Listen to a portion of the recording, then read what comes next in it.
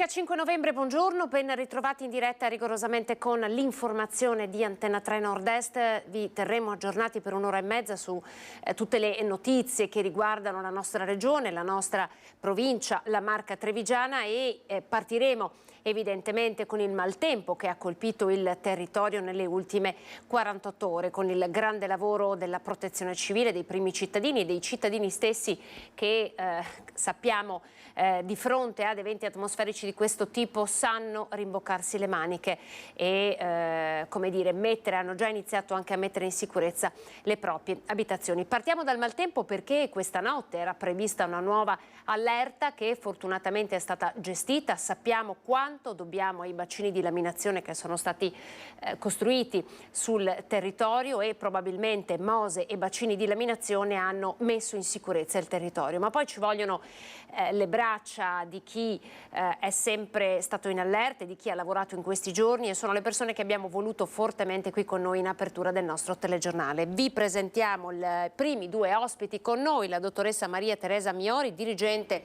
della Protezione Civile di Treviso. Buongiorno, dottoressa. Buongiorno.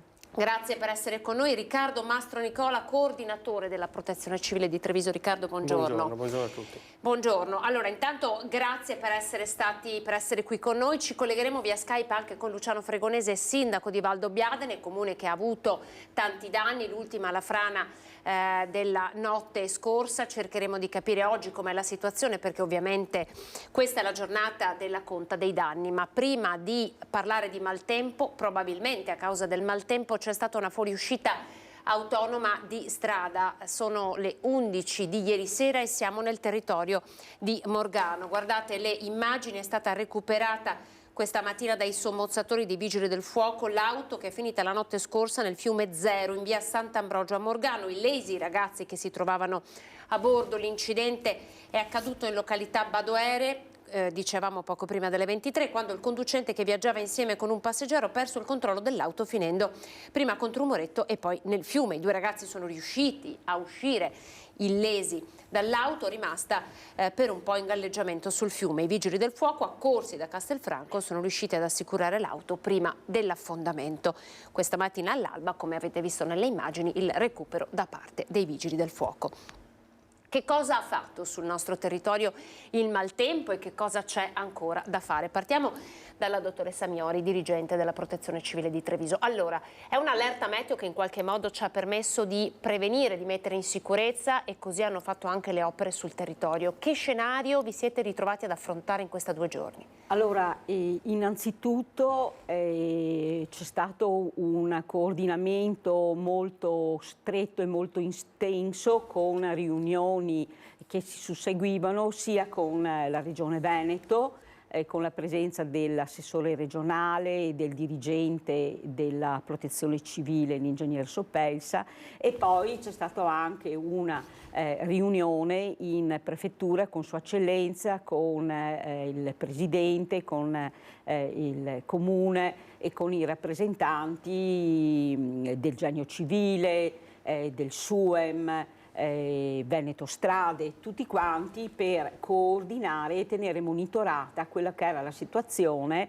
e quindi muoversi con attenzione e quindi con una funzione di prevenzione in quei territori che dai sistemi previsionali risultavano essere quelli più come si dice, attenzionati. Per quanto riguardava il Trevigiano, la zona rossa riguardava praticamente la Pedemontana e 44 comuni. In quei comuni il prefetto ha disposto anche la chiusura delle scuole per la giornata di venerdì e in quei territori abbiamo avuto delle difficoltà. Il servizio viabilità della provincia di Treviso è stato fuori. Sono state chiuse 2 strade provinciali, una in località Rolle e l'altra in località Miane per caduta, sassi, piccole frane che comunque avevano ostruito. E poi, come si dice, la presenza importantissima dei volontari di tutte le zone della provincia di Treviso che sono stati fuori, sono intervenuti nelle zone dove c'era necessità e hanno fatto attività comunque di monitoraggio anche in quelle zone dove per fortuna non c'è stato nessuna problematica, quindi dove gli eventi sono stati meno problematici.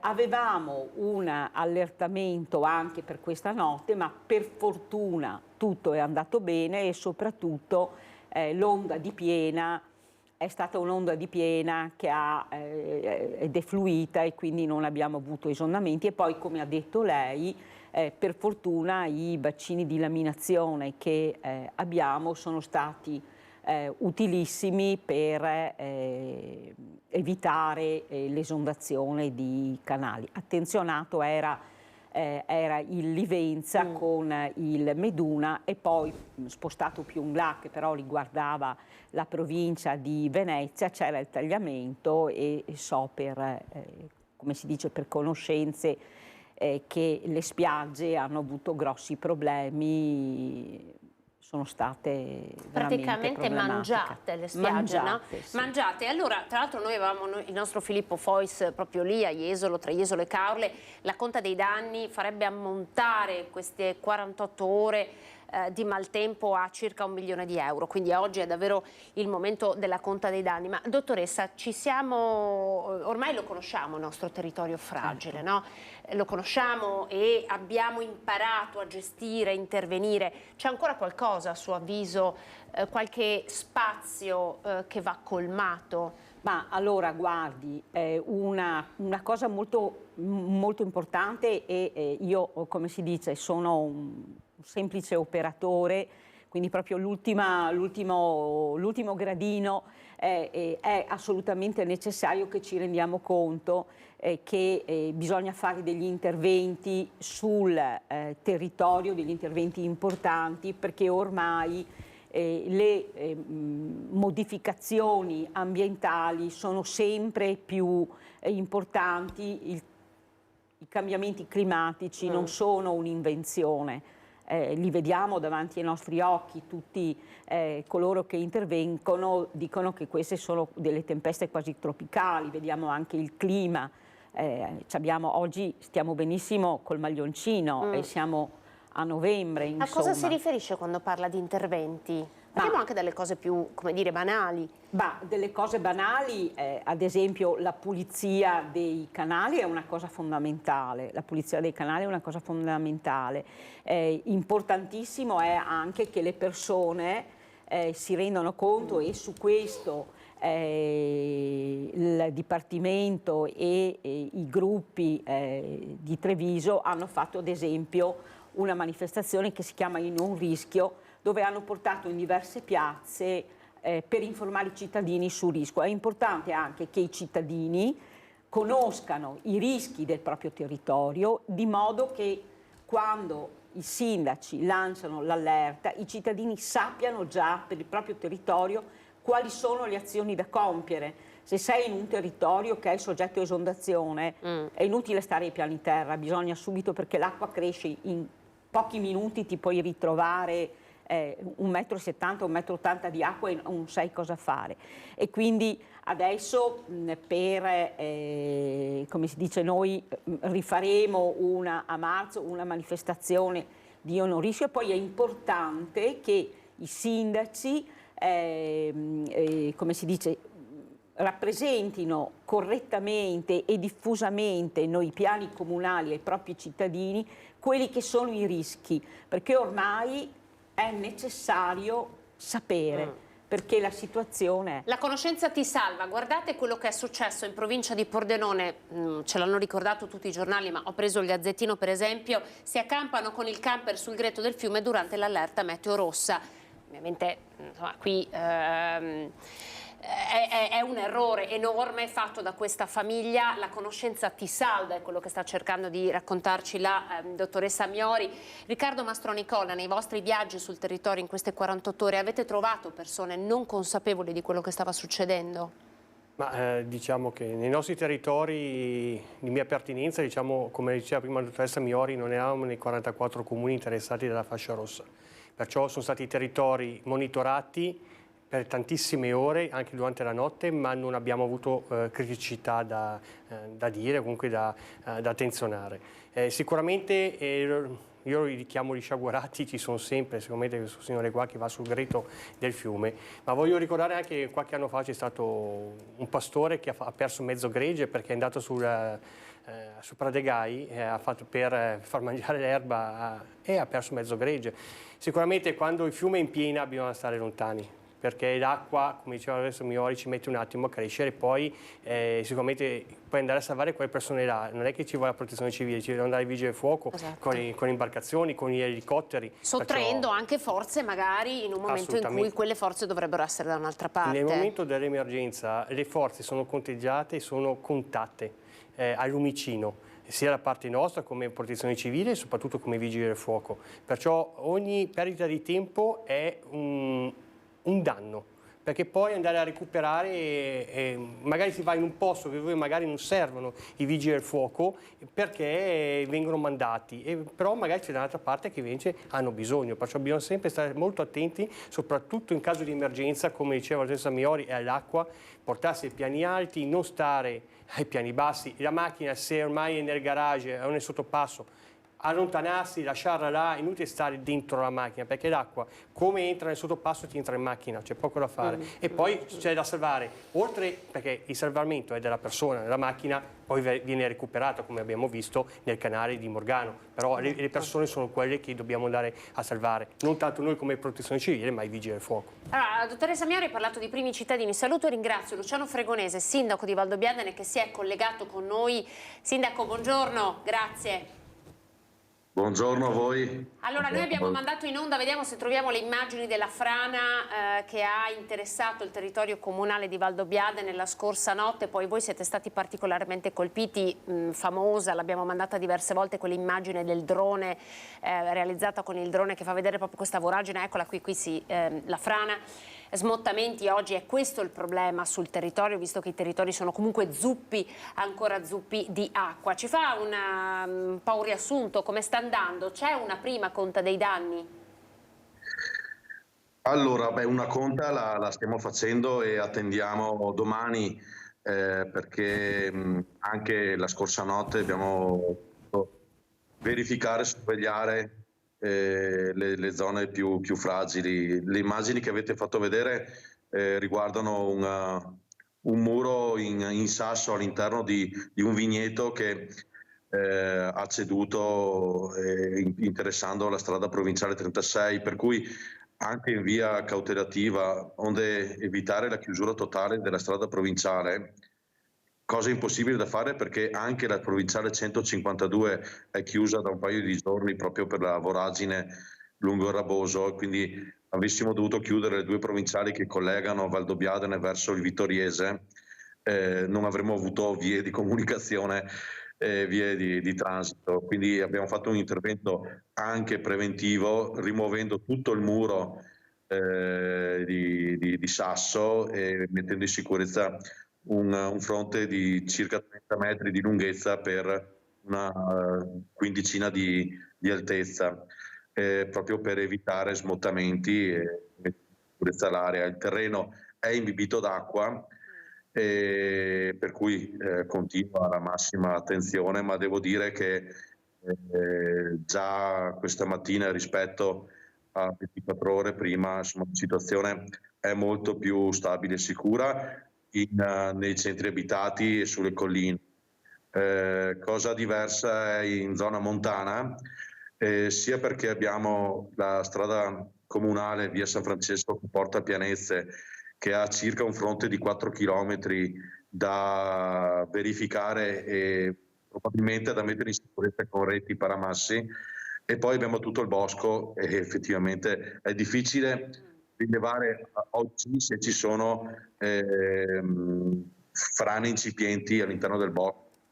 È molto, molto vasto e lo sapremo nelle prossime settimane man mano che le verifiche che stiamo facendo con il personale comune e con i volontari di protezione civile, insomma, ci spostiamo anche all'interno dei boschi. C'è una conta dei danni, Sindaco? No, è molto parziale proprio perché, come dicevo, abbiamo diversi fronti da attenzionare. Ecco, una cosa ci tengo a dire che proprio grazie a un contributo regionale comunicatoci 3 giorni fa, da qui a fine anno andremo a realizzare 450.000 euro di interventi di messa in sicurezza del territorio dal punto di vista idrogeologico, che sono parte di quegli interventi già segnalati, monitorati e verificati. In questi anni, questi 9 anni, sono circa 5 milioni di euro di opere che abbiamo fatto in comune, ne facciamo altri 500.000 euro circa adesso, e ogni anno bisogna lavorare, come è stato detto poco fa, perché la sicurezza è un obiettivo a cui tendere, ma arrivare al 100% di sicurezza significa che ogni anno vanno fatti interventi di manutenzione ordinaria e piccoli interventi di manutenzione straordinaria. Li stiamo facendo. La conta di questi danni potrebbe girarsi a qualche centinaio di migliaia di euro, ma mi riservo lunedì di fare i necessari sopralluoghi ulteriori, soprattutto in zona montana. Resti con noi, Sindaco, perché torniamo da lei tra poco. Dottoressa Miori, il tema è quello del non basta un intervento, bisogna starci dietro a questo territorio, cioè quotidianamente, ogni anno c'è una manutenzione da fare, ma ci sono le forze per farla.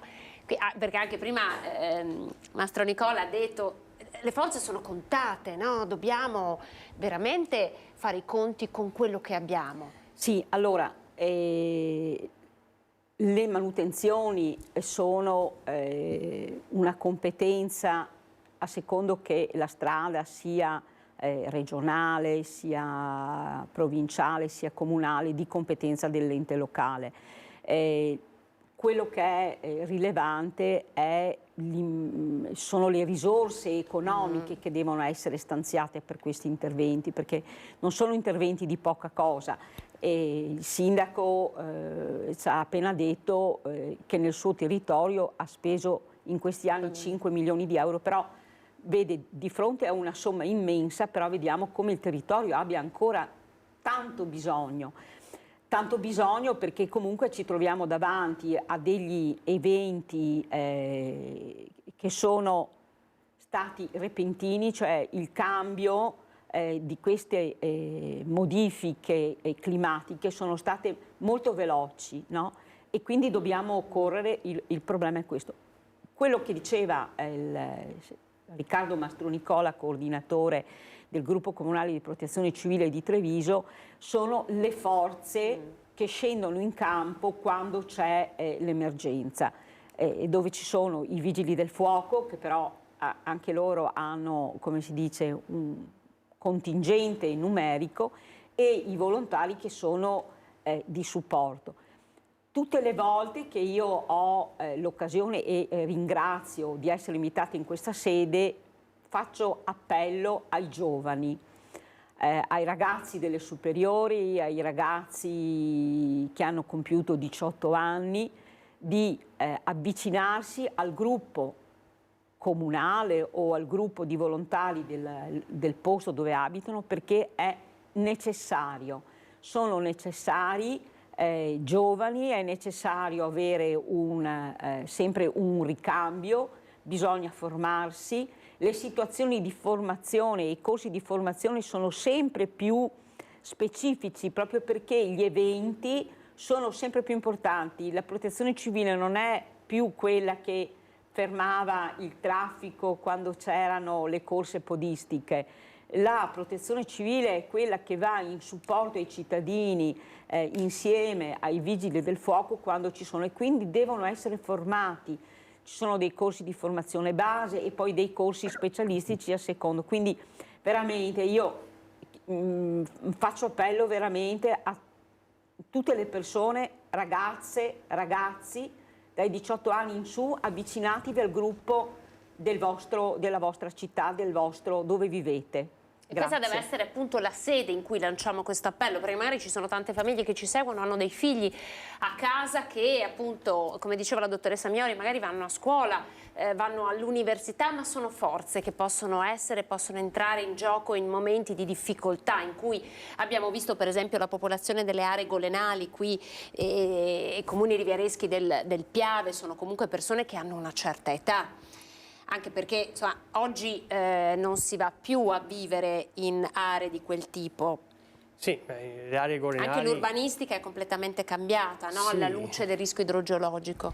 Ma guarda, il rischio idrogeologico in questo momento è il cuore, diciamo, dell'emergenza.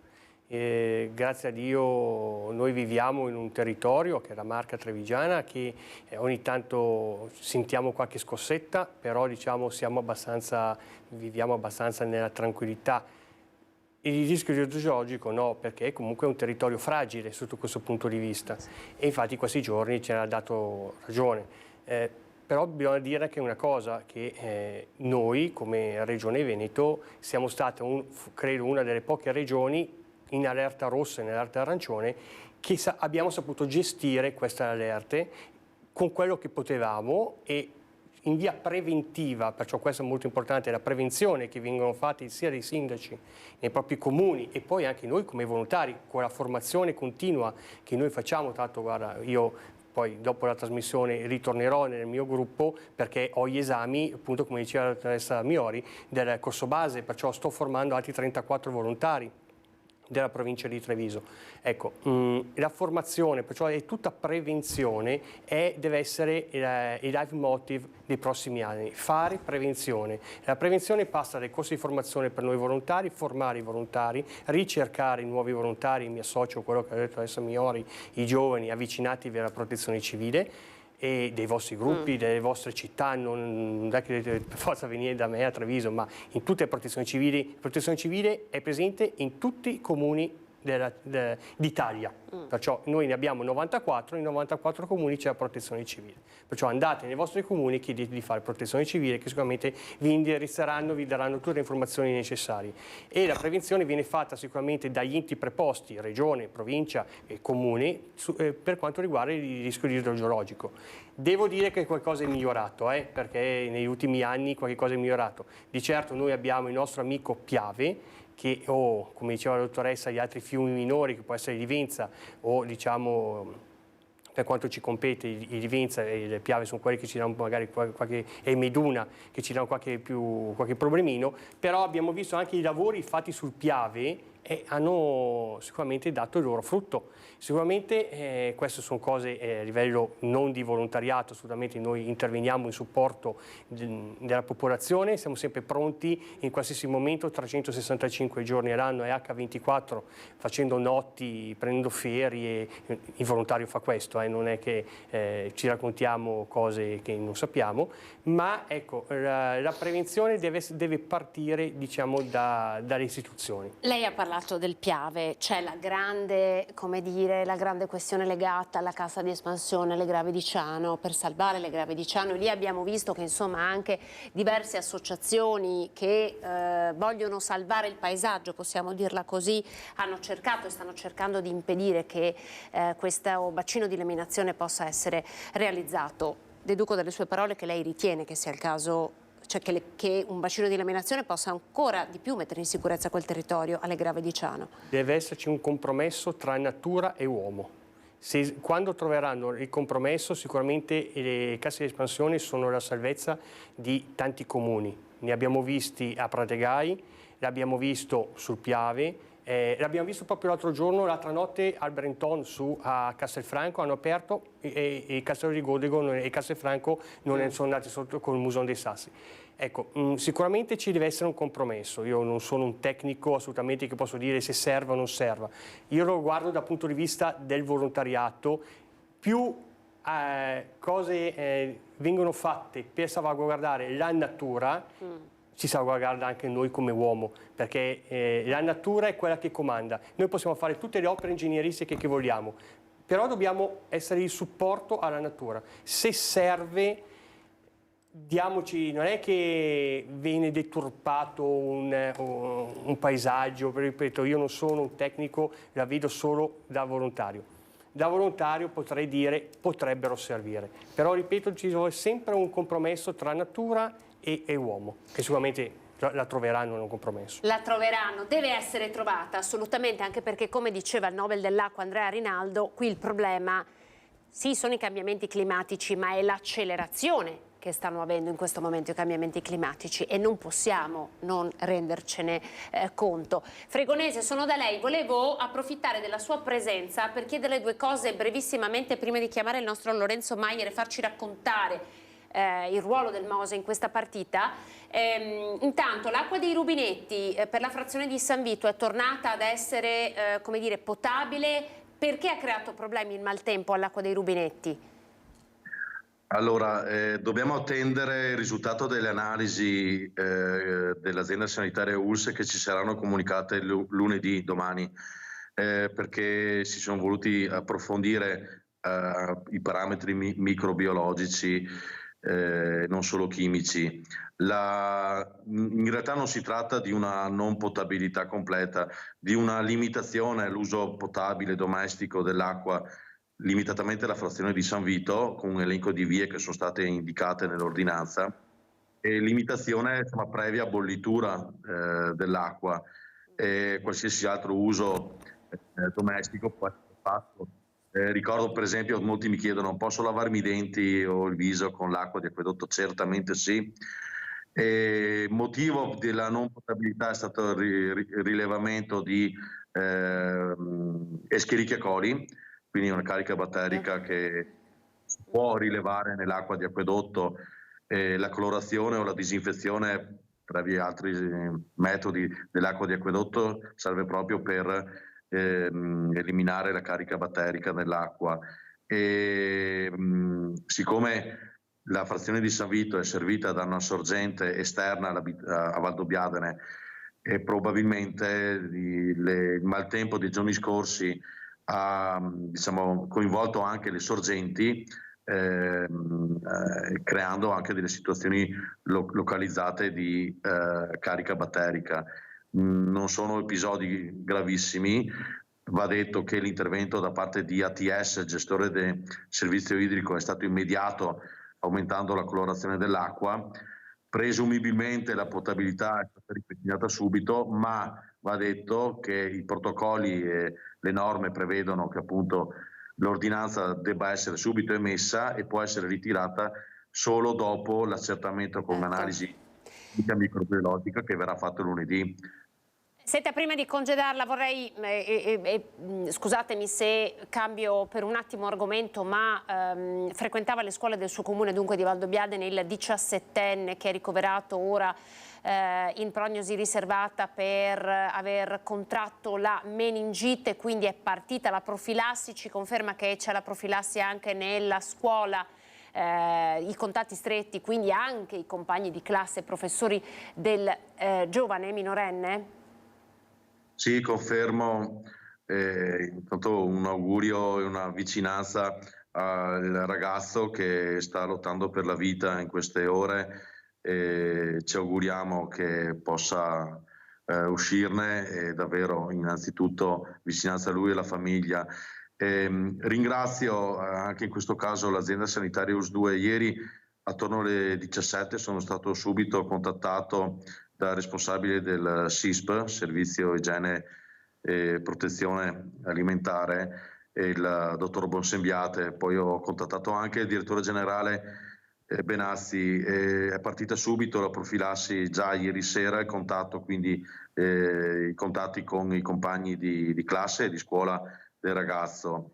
In queste ore si stanno facendo tutti appunto gli accertamenti, le verifiche, i tracciamenti e diciamo, la somministrazione di farmaci che prevengono l'eventuale contagio, e noi siamo a disposizione dell'azienda sanitaria in questo complicato lavoro. Ci ricordiamo tutti durante la pandemia quanto importante sia essere efficaci, pronti nel tracciamento e nell'isolamento, per far sì che contagi non ci siano, quindi si sta lavorando in questo, l'azienda sanitaria sta lavorando proprio per individuare e contenere. Non ho informazioni di ulteriori casi rilevati, quindi però su questo si esprime l'azienda sanitaria. Grazie Sindaco per essere stato con noi in questa domenica, arrivederci, buon lavoro.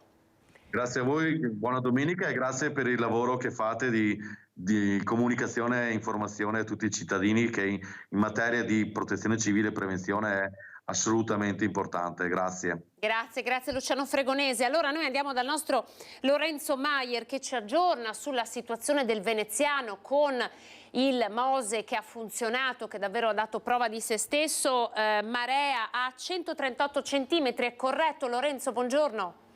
Sì, buongiorno Anna, a te e ai nostri telespettatori, buona domenica. Sì, è correttissimo, come era già stato annunciato da ieri sera, il Mose è entrato in funzione, si prevedeva una massima di 130 centimetri, poi le condizioni meteo, il vento hanno superato queste previsioni, quindi ci si è fermati appunto a quota 138, massima che si è, ricordiamo, sul medio mare, che si è registrata alle 3:50. Inoltre le condizioni meteo e il vento hanno fatto sì che praticamente per tutta la notte, dall'1 circa fino alle 8:15 di questa mattina, la quota di marea sia stata costantemente al di sopra dei 110.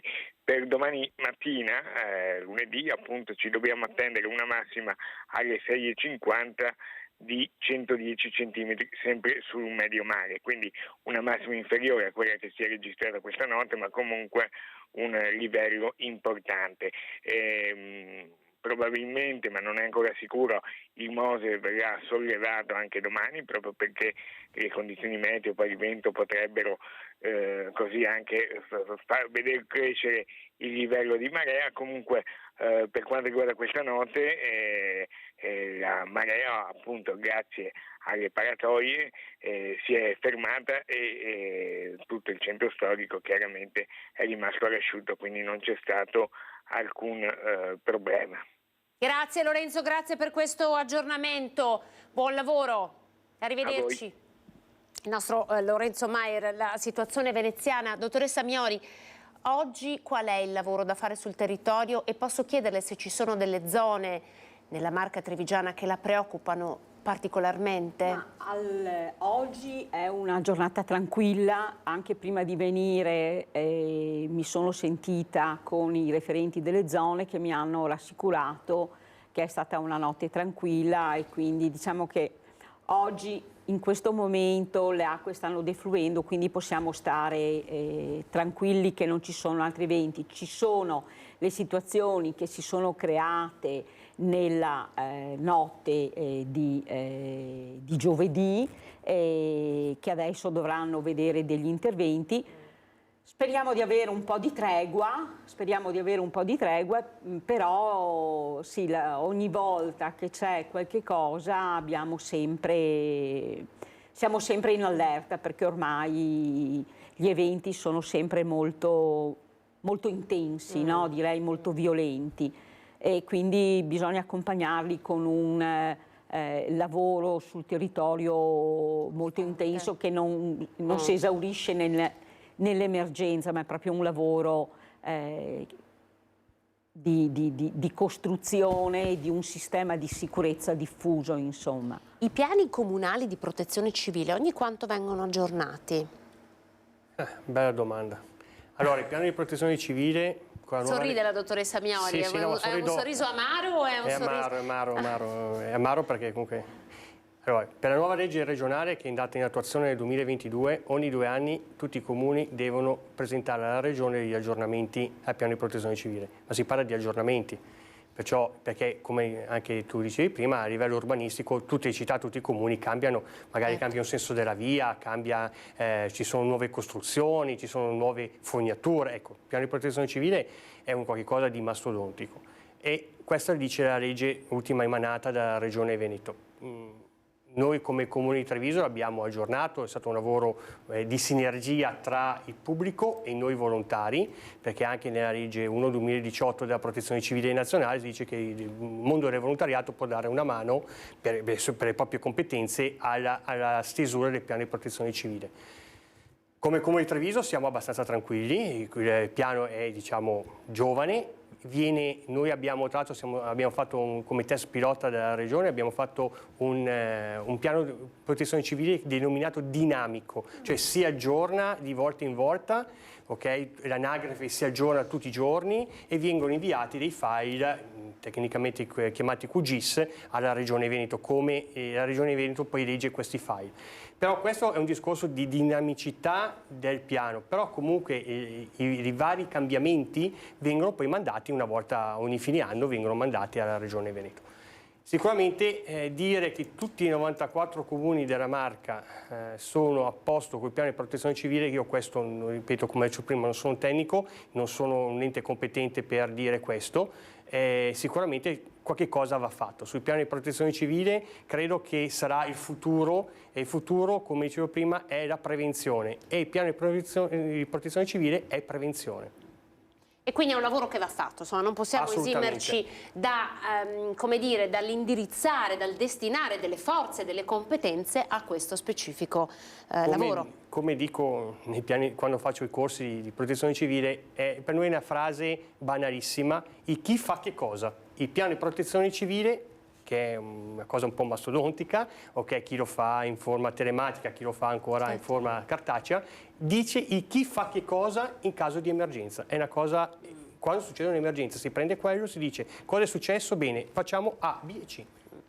Insomma, i ruoli sono importanti, no? Soprattutto di fronte alle emergenze. Grazie per essere stati con noi. Maria Teresa Miori, dirigente della Protezione Civile, ma insomma anche della Polizia Provinciale. Grazie a Riccardo Mastronicola, coordinatore della Protezione Civile di Treviso Comunale. Grazie per essere stati con noi, per aver lanciato questi messaggi. Servono forze, anche come dire, tempo e braccia giovani per poter aiutare il territorio. Aiutare il territorio significa anche aiutare chi lo abita, voi e le vostre famiglie. Quindi grazie davvero per il vostro impegno che è sempre così forte e costante per il nostro territorio. Noi ci fermiamo. Voleva dire un'altra cosa? No, credo la dottoressa debba dire un'altra cosa. Dottoressa, vuoi dire un'altra cosa? Sì, io volevo dire una cosa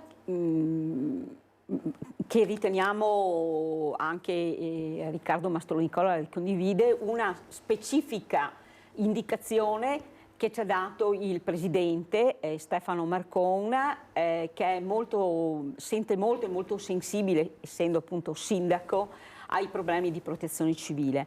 Allora noi su indicazione del presidente creeremo il gruppo provinciale di protezione civile, elemento di coordinamento e di pronto intervento a supporto dei comuni, e faremo anche degli specifici, proprio per specifica richiesta e sollecito invito del nostro presidente, degli incontri con i comuni per parlare appunto dei piani di protezione civile, dell'importanza del sindaco, le azioni da fare, quando nominare il COC, cos'è il COC, come intervenire, e quindi entro un paio di mesi stiamo già con Riccardo Mastronicola e con Gabriele Padovan, che è il responsabile provinciale e regionale, a livello regionale del COSA. Stiamo già organizzando il lavoro proprio per sostenere i comuni, non tanto i comuni grandi che sono ben organizzati da soli, ma i tanti comuni medio-piccoli che ci sono nel nostro territorio. Ecco, ci tenevamo a dire questo, insomma. Grazie a voi. Grazie dottoressa Miori. Noi ci fermiamo, pochi secondi di pubblicità, poi torneremo a parlare di Don Davide Schiavon, direttore della Caritas, che è venuto a mancare. Domani ci sono i funerali al Duomo, con l'assessore alle politiche sociali del Comune di Treviso, con Luca Sartorato, presidente di Federsolidarietà. A tra poco, vi aspetto.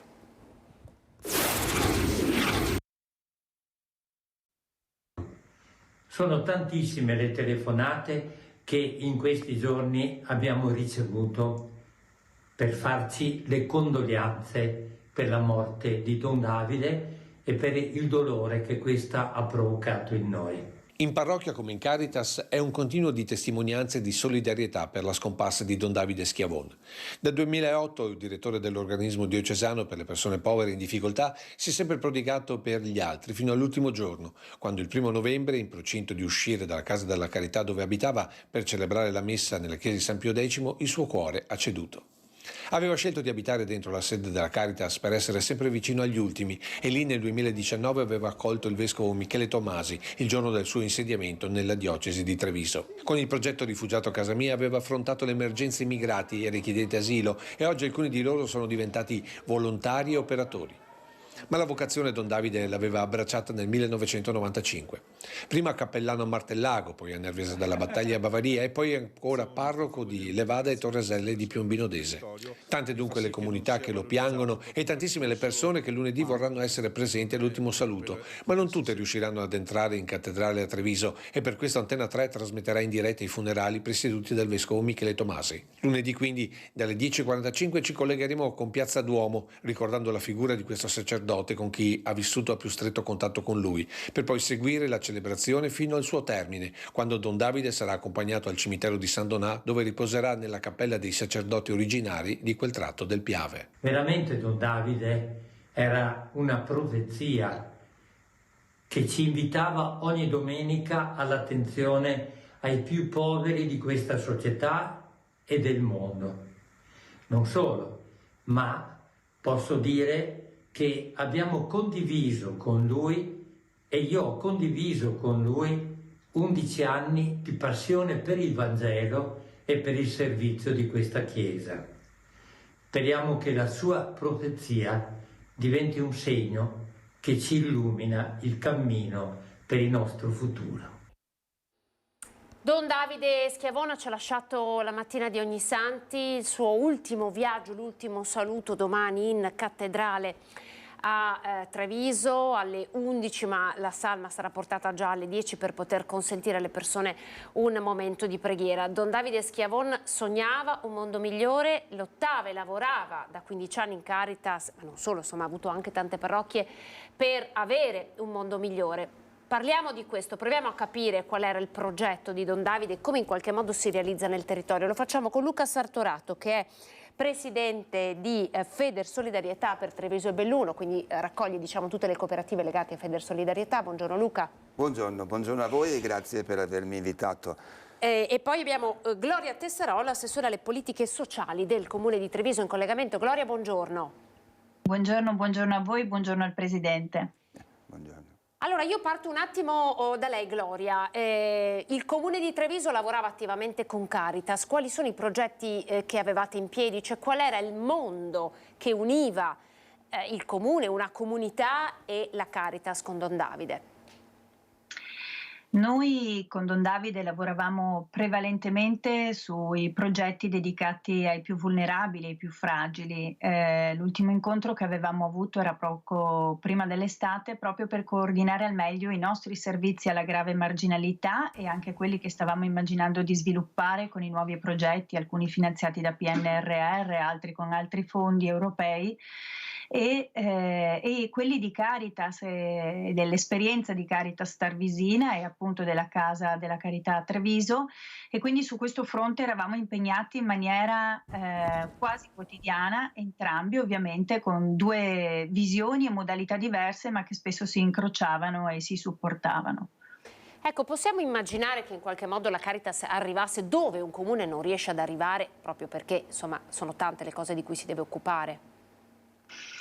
Sì, a dire il vero si completava molto il lavoro. Caritas per tipologia ma anche proprio per l'animo che Don Davide metteva, riusciva a rendere personale il progetto o qualunque iniziativa che in realtà nasceva come magari servizio, come servizio standard pensato a livello normativistico e poi calato nel territorio.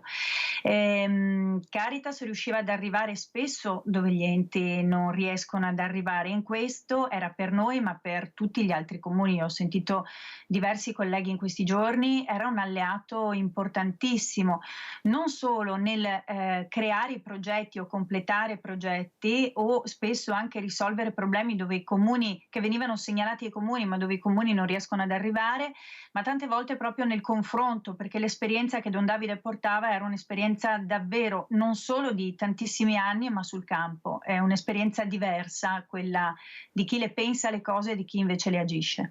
Senta, la Caritas in qualche modo in questi anni ci ha insegnato, l'ha insegnato anche a noi giornalisti a parlare di emergenze, di fragilità anche in termini nuovi, ha iniziato a farci conoscere la storia dei padri separati, la storia delle coppie giovani che non ce la fanno, la storia delle famiglie numerose, ecco, tante storie diverse che magari erroneamente la comunicazione, come dire, generalizza, è corretto?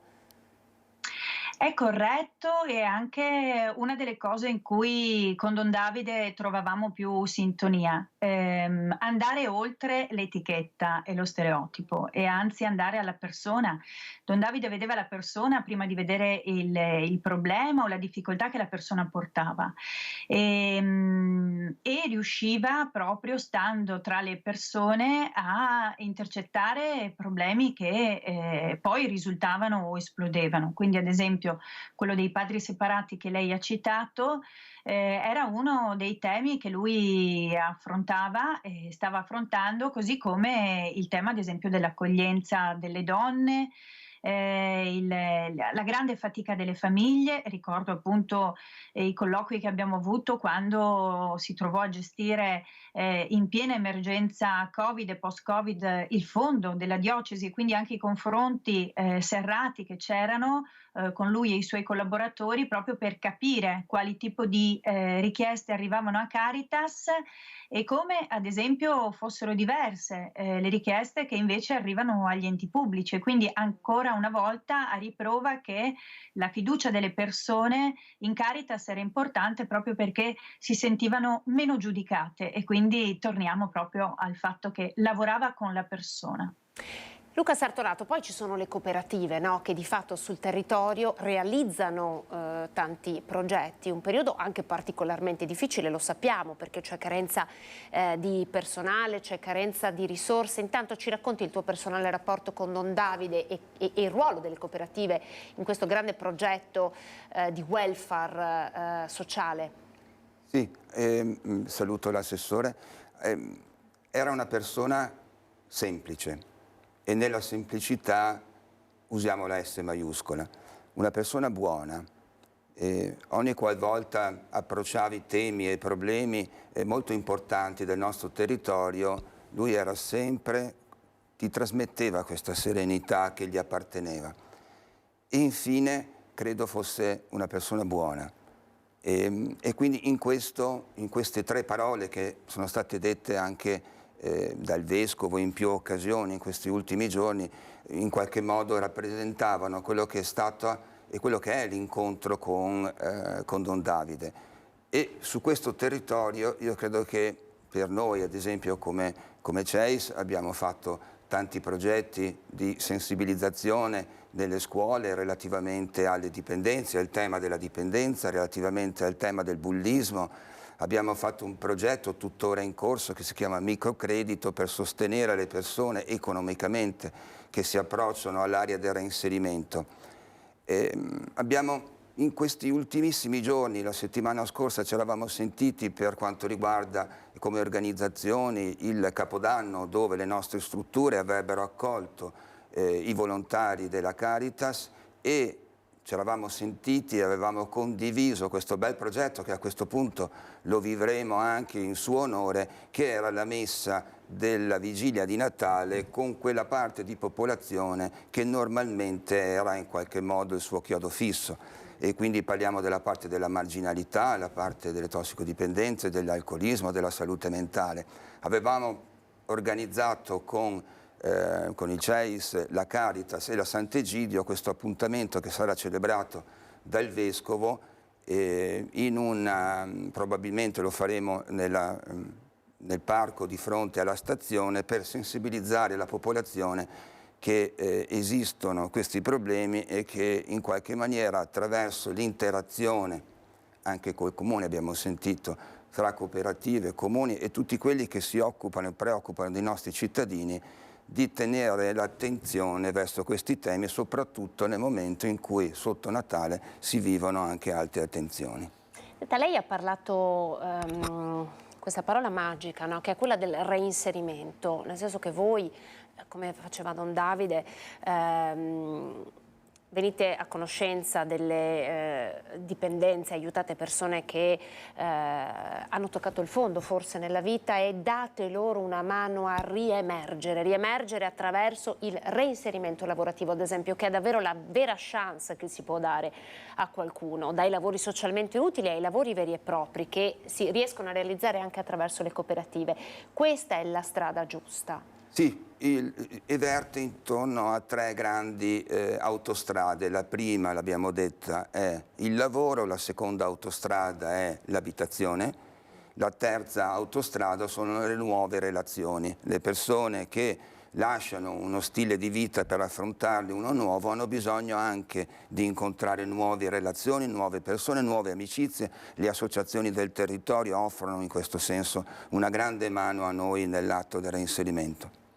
Io tra l'altro volevo farvi vedere la prima pagina, ci metterò un po' a trovarla, per cui intanto giro direttamente la domanda all'assessore Tessarolo. Oggi la Tribuna di Treviso lancia il tema degli anziani con le residenze, le case di riposo che mancano. Anche gli anziani sono un grande tema in questo momento. Prima parlavamo anche del personale. Come Comune di Treviso che cosa potete fare in quest'ottica? Adesso trovo la pagina della Tribuna e gliela faccio vedere, Assessore.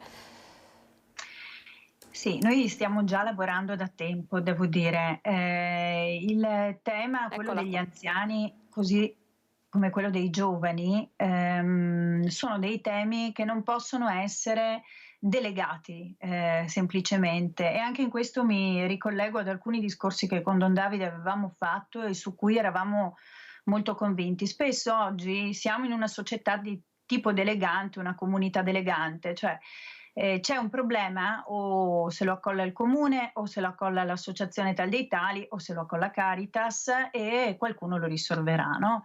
In realtà questi enti possono arrivare fino ad un certo punto, ma è impossibile immaginare che a un aumento dei bisogni, che sono i bisogni di ogni singola persona nella fase della vita che sta attraversando, arrivi un servizio preposto.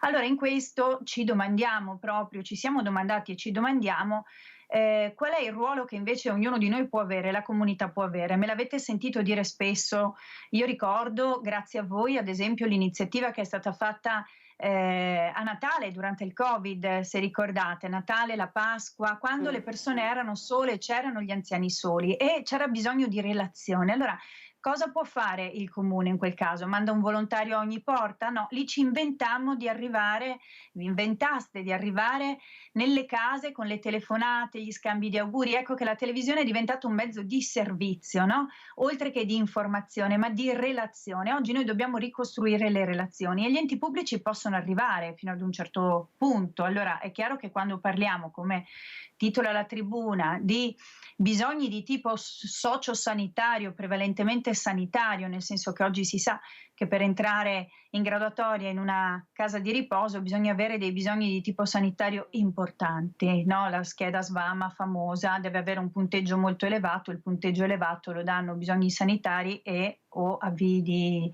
demenza importanti. Quindi si arriva in casa di riposo sempre più con dei bisogni che non possono più essere gestiti da cure di tipo domiciliare, però sappiamo bene che la normativa regionale e in generale il sistema dei servizi sta andando verso un potenziamento invece della medicina territoriale. Perché? Perché si è visto intanto che l'ambiente familiare domestico aiuta molto di più, cioè non è un ambiente di tipo ospedalizzato, diciamo così, nonostante le nostre case di riposo, io penso alle residenze per anziani ISRA, siano in realtà degli ambienti quasi domestici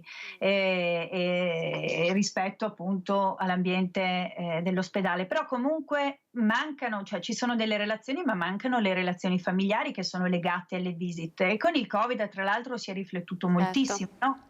Anche sulle comunità. Stessa cosa che abbiamo visto anche sul nostro fronte, su quello della grave marginalità, cioè gli ambienti comunitari sono stati quelli maggiormente colpiti, perché erano quelli dove qualunque tipo di disagio rischiava di mettere, disagio di tipo sanitario, in pericolo anche tutti gli altri ospiti. E quindi su questo si è aperta una riflessione grossa e si sta andando in questa direzione, cioè quella del potenziamento dei servizi domiciliari con un supporto ai caregiver. Noi la prossima settimana presenteremo proprio un progetto che va in questa direzione, quindi nel rafforzamento delle competenze, delle autonomie delle persone che vivono in casa sole, proprio sul fronte degli anziani, ed è uno dei progetti. Poi a breve ne presenteremo un altro sempre di supporto, condiviso anche con la prefettura grazie a dei fondi del Ministero dell'Interno che abbiamo vinto con il nostro progetto. Quindi si va verso la residenzialità delle persone, che poi però è relazione, quindi bisogna riuscire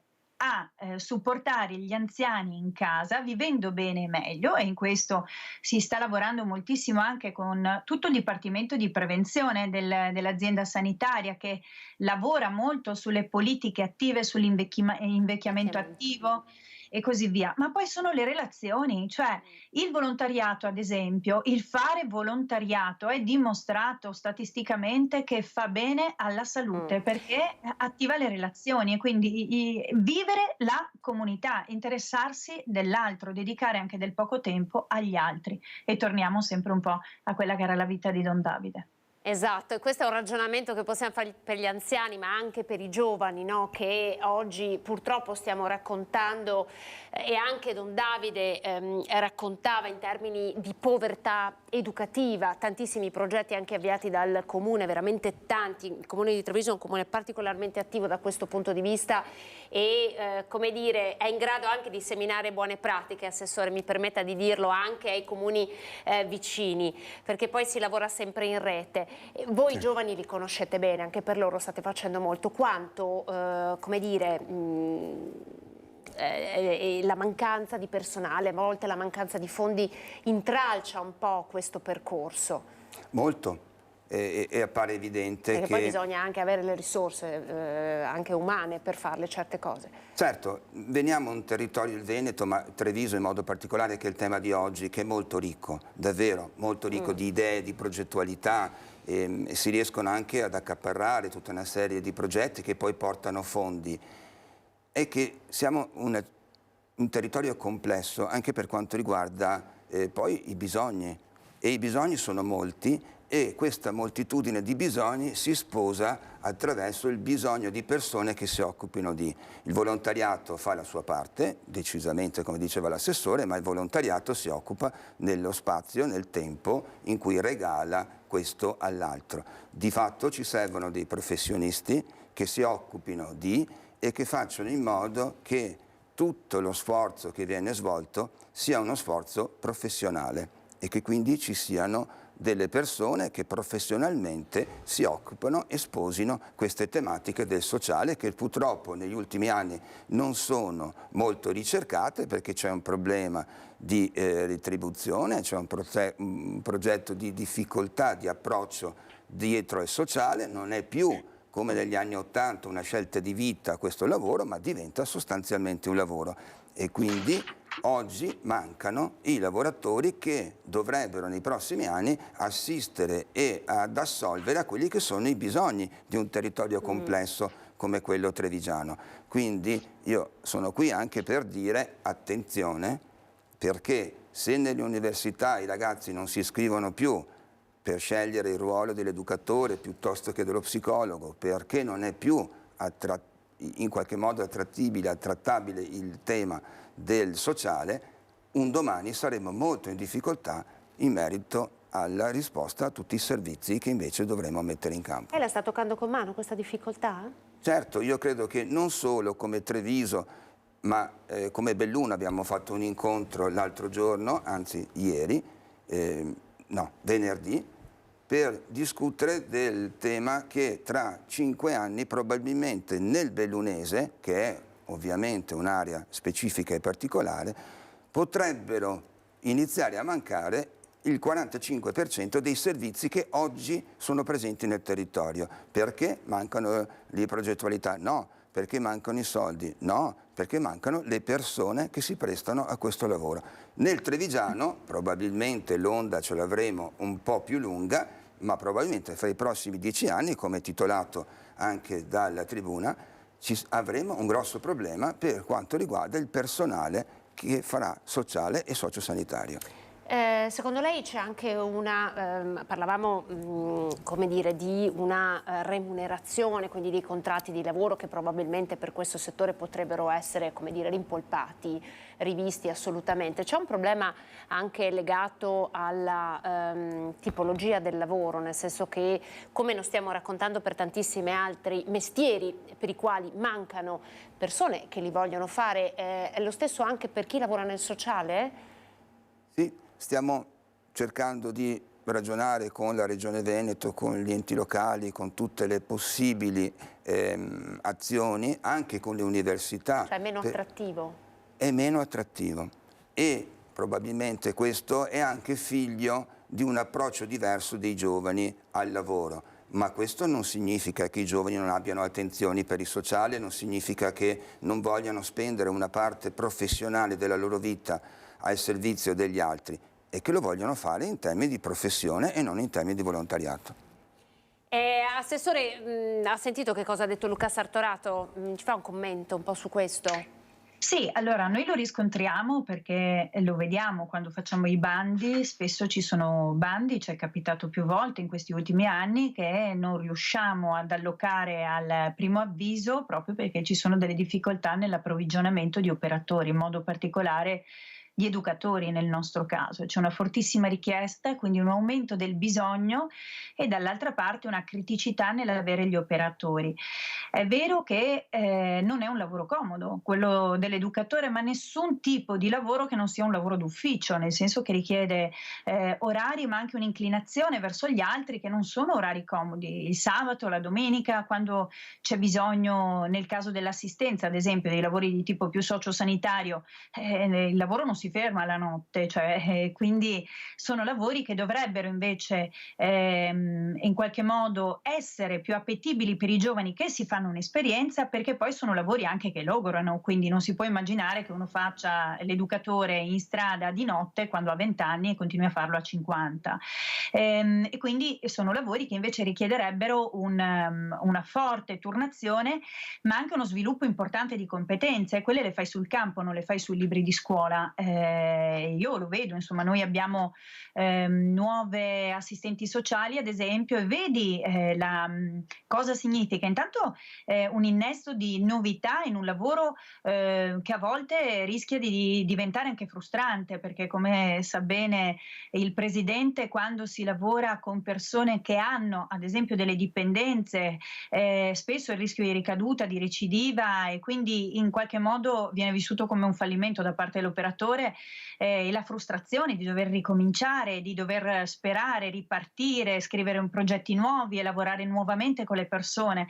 Ecco, quindi è un lavoro anche faticoso da quel punto di vista, però è un lavoro che si può imparare davvero sul campo, affiancando i colleghi. Quindi da questo punto di vista io credo sia un lavoro importante, va lanciato un messaggio diverso ai giovani. Il lavoro non è comodo, il lavoro sì, serve indubbiamente il denaro e quindi va giustamente retribuito, ma il lavoro serve per crescere personalmente. Se noi passiamo solo il concetto che lavorare è per guadagnare, abbiamo fallito sia con le persone, con i lavoratori, con il lavoro, con i posti di lavoro, con l'intero mercato del lavoro. Cioè il lavoro deve servire anche per far realizzare le persone, se no avremo persone ricche e frustrate.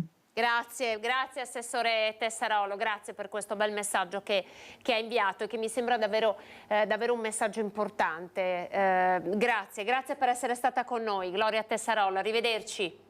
Grazie a voi, arrivederci. Arrivederci. Luca, in chiusura vorrei fare un passaggio, visto che Tessarolo diceva sono lavori anche logoranti. Noi abbiamo dato una notizia dell'ennesima aggressione ad un'infermiera in pronto soccorso da parte di una persona senza fissa dimora con problemi anche, insomma, anche mentali, no? Questa cosa del disagio mentale, questa aggressività comunque aumentata nella società contemporanea, non possiamo nascondercelo. È un fenomeno ormai cronico secondo lei, che ha un punto di osservazione in questo senso privilegiato?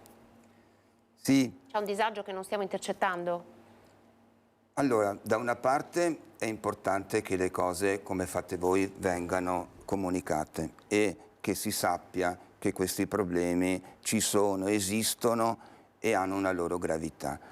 Poi, detto questo, c'è un grande lavoro da parte del servizio pubblico e da parte della cooperazione per quanto riguarda l'aspetto della salute mentale. È evidente che se questa cosa è in qualche modo patologica, tra virgolette, c'è un tipo di sistema, c'è un tipo di approccio e ci sono delle risposte importanti. Per quanto riguarda, c'è una diagnosi. C'è una diagnosi e quindi c'è anche la possibilità di studiare poi una cura. L'aspetto invece che il cittadino in qualche modo si senta non accolto, non capito o comunque dove la marginalità ha un effetto a volte anche di aggressività, nei territori capita. Questa cosa non capita solo a noi, capita anche in città più significative dove le aggressioni si sviluppano poi anche in omicidi e quant'altro. Da noi che siamo invece un territorio un po' più contenuto rispetto a questo e che la parte della socialità aiuta a contenere, diciamo che comincia a manifestarsi in un senso un po' più, in qualche modo un po' più evidente, ecco. E quindi ecco, è anche questo un territorio come dire, su cui intervenire, un territorio da esplorare anche proprio per citare quella famosa medicina territoriale, certo, verso la quale stiamo andando e per la quale c'è ancora molto da fare. Certo, teniamo sempre presente che Treviso è una bellissima città, è una bellissima provincia, ci sono tante risorse, ci sono tante imprese, ci sono tanti attori protagonisti che compiono bene il loro servizio, pensiamo semplicemente a tutte le imprese importanti multinazionali che abbiamo nel nostro territorio. Poi di fatto il fatto di, e qui cito l'assessore precedente, il fatto che sia un territorio ricco non significa affatto che sia un territorio che non ha problemi. È un territorio che ha problemi, ma che se lo sforzo di tutti, a cominciare da questura, prefettura, guardia di finanza, enti locali, associazioni di volontariato, cooperative sociali, giocano una partita di squadra, come abbiamo visto tra le altre cose nello sport o per alcuni sport funzionare bene anche a Treviso, ecco che riusciremo a contenere sempre di più il tipo di disagio sociale, fermo restando che il disagio sociale non mancherà mai, perché è una realtà che ci accompagna e di fatto, se tornando alla questione di Don Davide, è stato un segno straordinario la sua presenza e tra l'altro colgo l'occasione per abbracciare tutti i suoi colleghi che l'hanno accompagnato, tutti i lavoratori che con lui hanno fatto questi 15 anni la storia della Caritas Tarvisina e tutti i volontari. Credo che il Vescovo saprà sicuramente, un po' perché ne è dotato lui come persona delle attenzioni verso i suoi preti, un po' perché sarà aiutato dallo Spirito Santo, di trovare il degno sostituto per quel grande lavoro che ha fatto Don Davide. E tra le altre cose fa piacere che sia voi, sia oggi che domani con la diretta, siate vicini a tutto questo territorio a testimoniare un grande uomo che non è stato un imprenditore, non è stato, però è stata una presenza fondamentale per la carità, per le persone che con lui costruiscono la marginalità ed è stato un segno nella nostra città. Grazie Luca Sartorato per essere stato in nostra compagnia, per essere riuscito a toccare insomma così tanti temi nel tempo che ci siamo concessi. Dobbiamo andare in pubblicità, poi con noi ci sarà Anna Corrò, continueremo in qualche modo a parlare anche di invecchiamento perché oltre al corpo dobbiamo pensare anche alla mente quando parliamo di invecchiamento e lo faremo anche con l'Ordine degli Psicologi del Veneto. Vi aspetto a tra poco.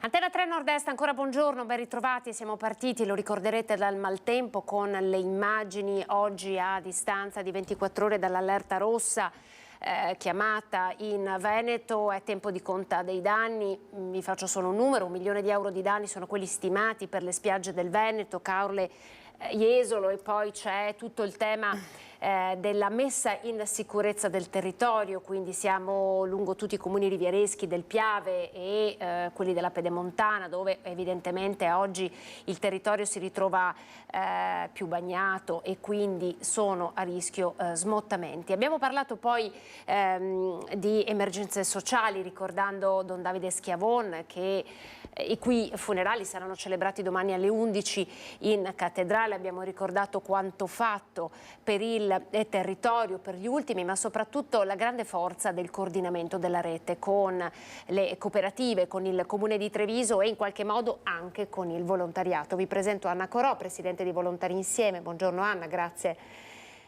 Grazie per essere qui con noi. In collegamento abbiamo Michele Orlando dell'Ordine degli Psicologi e delle Psicologhe del Veneto, ma lui fa parte del gruppo di lavoro della psicologia dell'invecchiamento. Buongiorno Michele, grazie. Buongiorno, grazie a voi per l'invito. Allora, siamo da lei tra pochissimo. Vorrei continuare il ragionamento che stavamo facendo con lei, Anna, legato a il volontariato è un altro ingrediente importante del welfare sociale di cui stavamo parlando prima. Volontariato che sono ore di servizio alla comunità. Però prima, dietro le quinte, con lei ragionavamo sul fatto che il volontariato in realtà debba essere anche altro. Ci devono essere anche le idee, no? Alla base del volontariato. Cosa significa? Sì, io penso che il volontariato sia qualcosa di più di quello che viene sempre proposto, ridotto a servizi o a qualcosa da fare o problemi immediati da superare.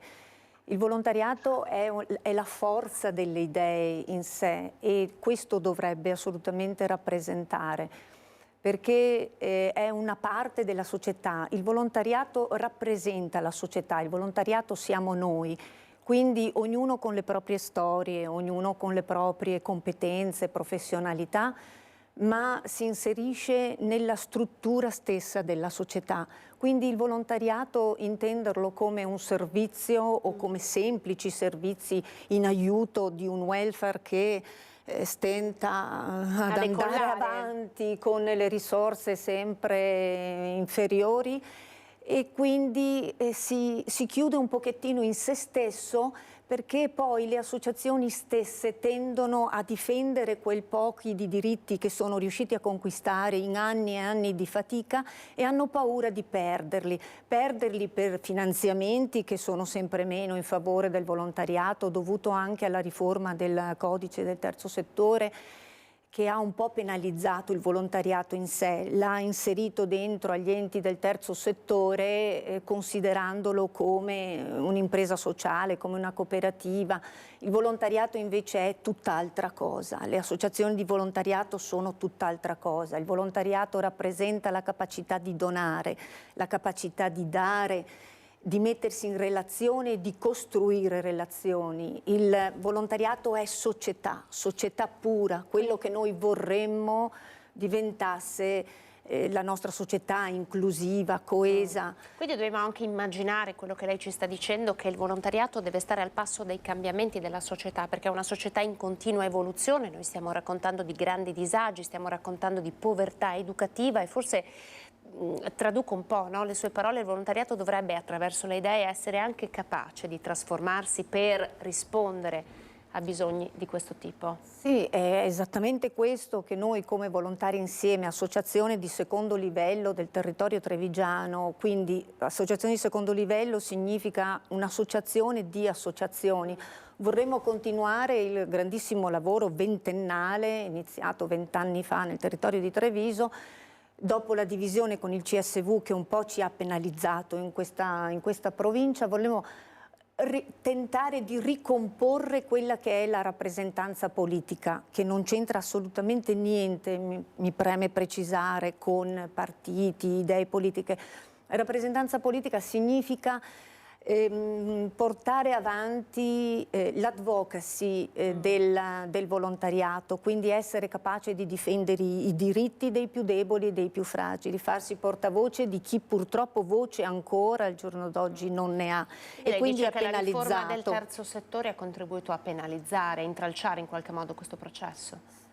La riforma del terzo settore ha penalizzato il volontariato in sé, perché ovviamente è concentrato verso le cooperative, verso le imprese sociali, verso le fondazioni, e vorrebbe far confluire le forze del volontariato all'interno di questi enti per offrire la prestazione, proprio la presenza fisica del volontariato, riducendolo a qualcosa che non è, a qualcosa che deve solo fare. Invece il volontariato è, perché un volontario non fa il volontario è un volontario. Perché essere volontari significa avere anche una certa filosofia di vita, avere capacità di empatia, di relazione, di mettersi al posto degli altri, di ascoltare soprattutto, specialmente le parti più fragili, le persone più fragili, qua gli anziani, i ragazzi che ancora non riescono a trovare la loro dimensione, quindi un po' sono arrabbiati, un po' sono bravissimi, però hanno solo bisogno di trovare la loro strada. Il volontariato serve a questo, serve a dare tessuto, creare tessuto sociale e di dare la possibilità a tutti di avere la capacità di partire dallo stesso punto di partenza. Prima con Sartorato parlavamo del disagio sociale che di fatto c'è, che non terminerà mai, cioè è come un po' una componente della nostra società. Posso chiederle perché? Ma è una componente della nostra società perché è un fatto fondamentalmente. Il disagio sociale è un fatto perché la società ovviamente raccoglie tutto quello che è possibile, cioè le varianti e le storie umane sono diversissime e ognuno porta la propria storia, la quale raccoglie anche la vita degli altri. E è un intersecarsi di motivazioni, di modi di essere.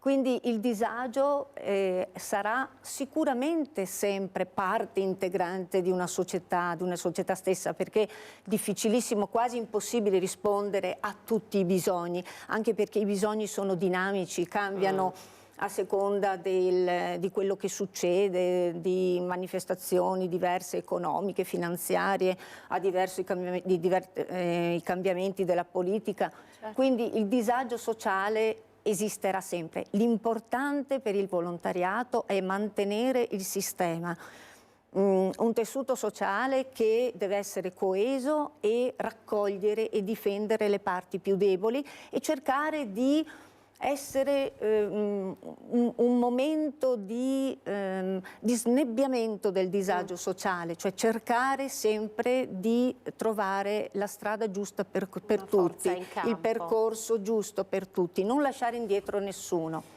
Ecco, riguardo a questo tema vorrei aprire, come dire, uno sguardo sul mondo degli anziani. Tra l'altro voglio ricordarlo, chiedo alla regia di farvi rivedere questo articolo che è la prima pagina della Tribuna. Il tema è quello legato alle case di riposo. A Treviso più di 2.000 anziani in lista d'attesa, tra 10 anni il numero raddoppierà. La Tribuna di Treviso porta in primo piano il tema degli anziani. Prima abbiamo parlato appunto dell'invecchiamento. Allora vorrei chiedere a Michele Orlando del gruppo di lavoro Psicologia dell'invecchiamento di che cosa è emerso nell'incontro che avete fatto ieri proprio legato a questo tema, perché è vero che la vita si sta allungando, abbiamo grazie alla ricerca la possibilità davvero di arrivare anche oltre i 100 anni, però poi c'è una salute della mente, soprattutto in età avanzata, che va in qualche modo preservata. Che cosa è emerso dal vostro gruppo di lavoro?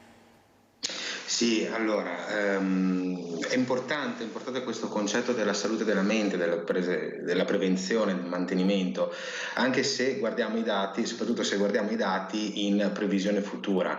Considerate che, adesso questo articolo mi ha fatto tornare in mente proprio questo dato, che nel giro di 30 anni massimo, entro il 2050, si parla di un possibile rapporto di un anziano ogni 3 persone, quindi vuol dire una popolazione che sarà soprattutto soprattutto anziana, d'accordo?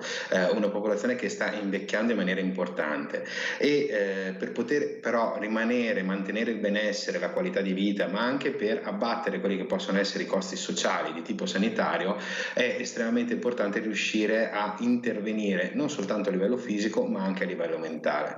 Nella giornata di ieri abbiamo affrontato quali sono i temi, le sfide attuali che iniziano molto prima da quello che si creda. Ecco, ieri abbiamo avuto fra i vari ospiti ad esempio il direttore sanitario della Fondazione Ferrero, legata all'azienda Ferrero molto famosa, che ci ha parlato del loro accompagnamento verso l'età della pensione, cioè come accompagnano i propri dipendenti all'età della pensione, perché si parte già da lì a fare prevenzione, a migliorare la qualità della vita dell'anziano, perché è già in quella fase che è importante intervenire. E con tutti gli altri professionisti, medici, geriatri, psicologi, l'Università di Padova, abbiamo affrontato quelli che sono i programmi che vengono messi in atto, gli accompagnamenti che vengono strutturati nel corso del tempo post pensione, e abbiamo parlato anche proprio del tema del volontariato, oltretutto, perché abbiamo affrontato come sia estremamente importante il volontariato all'interno della nostra società, quindi gli anziani che possono essere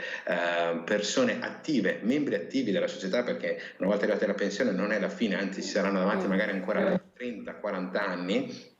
Sono persone che sono estremamente importanti per il nostro tessuto, per le famiglie, per i bambini, per i nonni, perché sono nonni magari, no? Ma riescono a fare tutto questo se riescono a preservare al massimo, per più tempo possibile, quello che è non solo il corpo ma anche la mente. Secondo lei, Michele, mi perdoni se la interrompo, abbiamo Sì. una percezione, serve una diversa percezione dell'anziano oggi?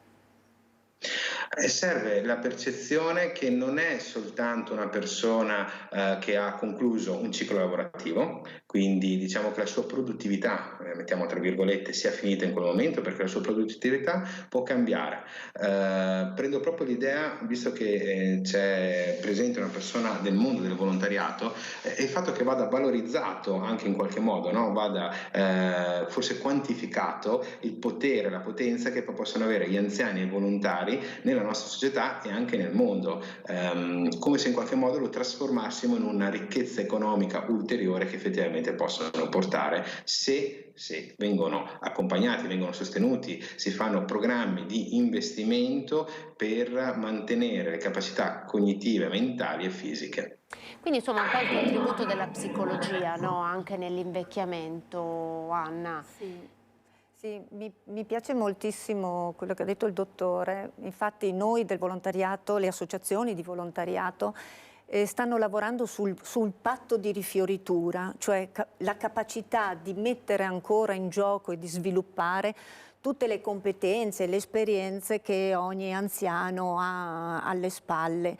E quindi rimetterle in gioco, quindi persone che hanno fatto un certo tipo di lavoro durante la vita e passano le loro competenze attraverso progettualità, attraverso le associazioni e riescono a mantenere l'attività. Mantenendo l'attività fisica si mantiene anche l'attività mentale, perché oggi si parla di anziani dopo i 64 anni, ma a 64 anni le persone sono ancora giovani, pensando che si va in pensione a 67. Le hanno già fatte slittare in avanti. Siamo assolutamente nel pieno della vita, quindi l'anziano inteso come anziano è qualcosa che si protrae nel tempo. C'è il grande tema della solitudine quando parliamo degli anziani. Telegrafico, le chiedo, Michele, mi perdoni, è il male forse, no? Che attraverso cui passano gli anziani, che va curato, va guarito, va evitato la solitudine in cui spesso versano molti anziani, che dunque non hanno più colleghi di lavoro, magari possono avere familiari lontani. Sì, certo, è una delle prime porte verso quegli stati emotivi, umorali che poi possono compromettere le capacità sia cognitive che fisiche che di attività dell'anziano. Ci sono alcune nazioni dove è stato istituito il Ministero della Solitudine, atto proprio ad andare a intervenire su questi fenomeni per riuscire a mantenere la salute e la possibilità a tutte le persone, gli anziani in particolar modo, che sono tra coloro che ne soffrono maggiormente poi. E in questo, insomma, anche il fatto che sia stato organizzato un convegno dedicato a questo dall'Ordine degli Psicologi, io credo che abbia un significato molto importante, Anna, in chiusura. Certo, il volontariato è la soluzione alla solitudine. La solitudine è anche dovuta a un certo tipo di vita, famiglie che sono intese in maniera diversa rispetto al passato, single, persone che arrivano all'età della pensione e hanno sviluppato una carriera. Quindi il volontariato, le associazioni di volontariato sono esattamente la risposta ideale a combattere la solitudine delle persone, perché si creano relazioni, punti di incontro, discussione, riflessione e si mantiene vivo quello che è esattamente il pensiero della persona, la dignità della persona, perché è giusto invecchiare, ma bisogna sempre rispettare la dignità della persona, assolutamente non bisogna dimenticare, perché gli anziani hanno bisogno non solo di un pasto caldo, di una posizione, hanno bisogno di mantenere la loro identità, perché una persona senza identità è una persona che non ha neanche scopo di continuare a vivere. E qui si accolla il problema dell'amministratore di sostegno che quest'anno avrà i suoi primi 20 anni di vita, che deve essere rivisto, perché l'identità è la vita assolutamente della persona. Ecco perché il volontariato si sta occupando, sta creando delle reti a difesa delle persone fragili, anche per creare dei punti con le amministrazioni comunali, se fosse possibile, creare degli sportelli dove scrivere i profili esistenziali delle persone, la capacità di persone sole che qualcuno si prenda cura di loro, non entrino nell'oblio nel momento in cui non hanno assolutamente nessuno della rete familiare o nessuno che li conosce. Chissà, in un momento di malattia, che perdono un pochettino la loro identità, certo, i loro pensieri, che cosa sono stati nella vita, che cosa a loro piaceva. Quindi lei dice un diario delle memorie, no? Esatto, perché non venga perduto. Questo bisognerebbe avere la pazienza, la voglia di crearlo, è un impegno grandissimo anche per le amministrazioni comunali questo, ma sarà sicuramente un momento fondamentale, un passo fondamentale questo, di creare qualcosa a sostegno delle solitudini, anche per dare la possibilità agli altri di capire chi sei.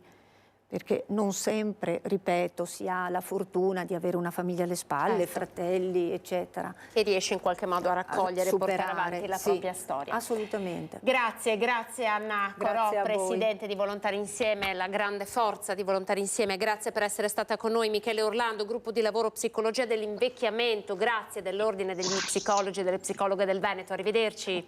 Arrivederci Michele. E buona giornata. Siamo davvero in chiusura, credo anche di aver sforato un paio di minuti e me ne scuso. Dopo di noi torna il grande cinema di Antenna 3, trasmettiamo una pellicola dal titolo Il giardino di Allah e poi come sempre le previsioni del tempo per essere aggiornati anche sulle condizioni meteo in questa regione. Grazie per essere stati in nostra compagnia, vi auguro una buona giornata.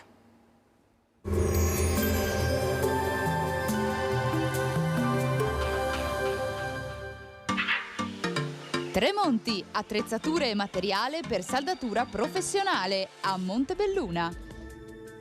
Bentrovati al meteo. La perturbazione abbandona lentamente il nostro territorio, il tempo è in via di miglioramento. Vediamo il dettaglio di domenica 5 novembre. Sul Veneto prevalenza nelle prime ore di copertura nuvolosa e non è esclusa anche qualche residua e debole precipitazione sparsa.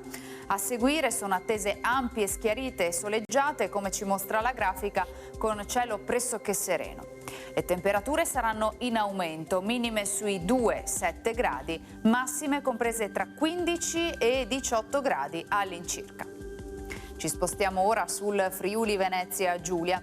Il cielo sarà nuvoloso qui con piogge moderate ed abbondanti. Sulla costa possibili mareggiate e acqua alta. Dal pomeriggio poi deciso miglioramento con spazi di sereno. Temperature minime tra 7 e 13 gradi, massime sui 16-19 gradi all'incirca. Infine diamo uno sguardo al Trentino Alto Adige, dove avremo un esaurimento delle precipitazioni già in mattinata, poi sarà più asciutto e soleggiato. Temperature minime intorno ai 2 gradi, massime sui 12-14 all'incirca. Dal meteo per ora è tutto, vi do appuntamento al prossimo aggiornamento.